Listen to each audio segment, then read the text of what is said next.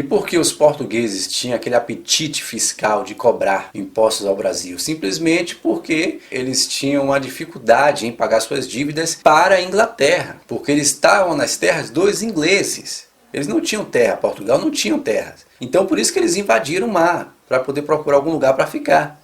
Até que se deparou aqui com o Brasil, aqui estava quem? Os índios.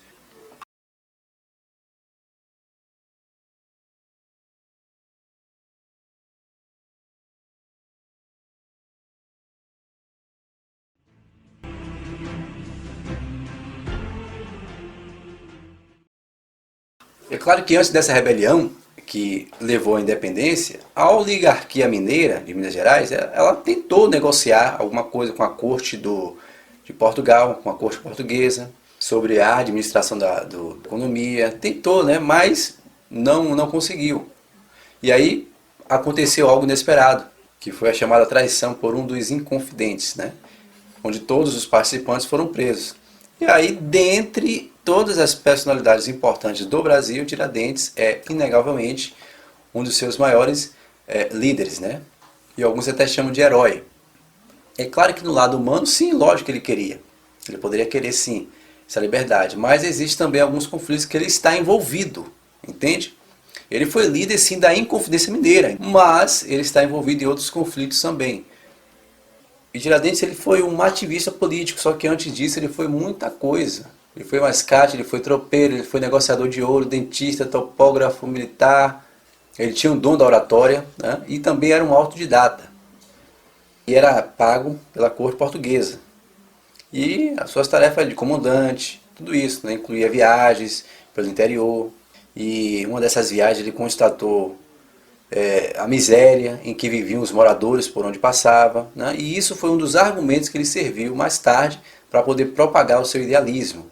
E tratava de assuntos com reis, sobre melhorias para a cidade, do Rio de Janeiro, por exemplo, tudo isso. Mas existe aí essa maçonaria que ele também está envolvido. Então você percebe aí que tem todos esses conflitos maçônicos que os caras brigavam entre si e que depois eles lançam um herói, por exemplo, Tiradentes tinha cabelo curto.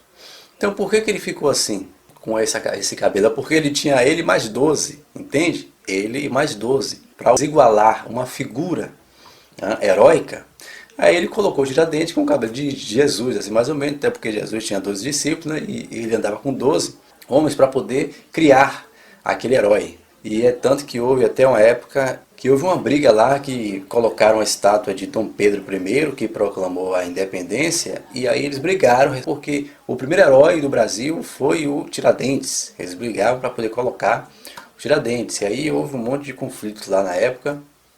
Enfim, eu sei que um pintor foi contratado para poder fazer a figura de Tiradentes, porque era interessante para eles, claro, né?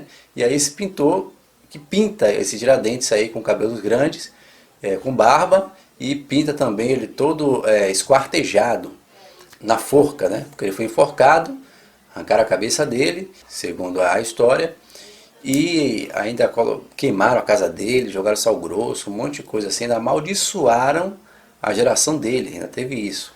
Bom, o cara que realmente foi enforcado é que realmente viveu isso, né?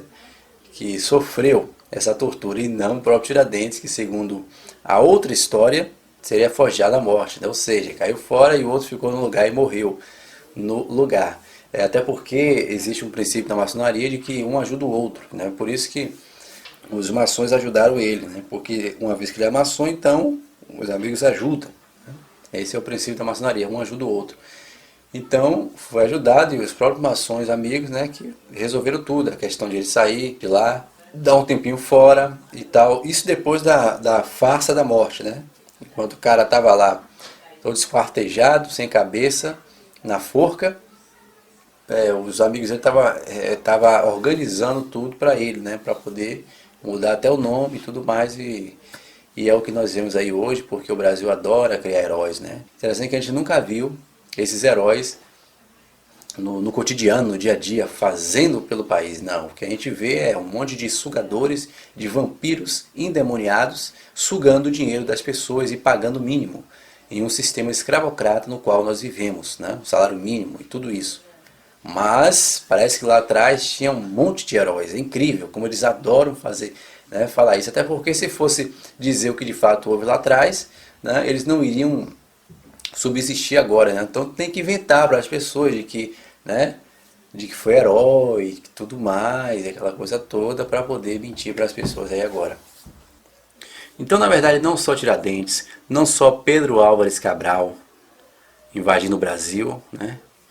Enfim, todos eles que falta mesmo é a palavra, é a consciência, em tudo isso aí, porque são, né, são revoluções, vamos dizer assim, mundanas, que o que falta mesmo é a palavra para todos esse pessoal aí, que marcou revoluções, mas enfim, é isso aí, mas de qualquer forma é bom a gente ter o conhecimento dos dois lados da moeda, né, para poder tirar o nosso discernimento e saber o que é e o que não é, né, porque o que o Ministério da Educação do Brasil vem ensinando para os brasileiros é tudo mentira.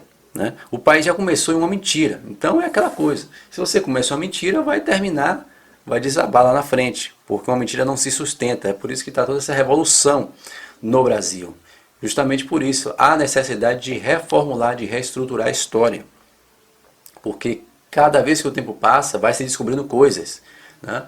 E de acordo com toda essa tecnologia que nós temos agora à nossa frente, então as pessoas começam a descobrir as coisas, né? E uma falar para a outra, né? E vai se divulgando muito material através da internet, o que causa revolta, e essa revolta vai se acumulando, porque não é só ter a informação, essa informação ela vai implodindo cada vez mais dentro de cada um, até que vai explodir a qualquer momento.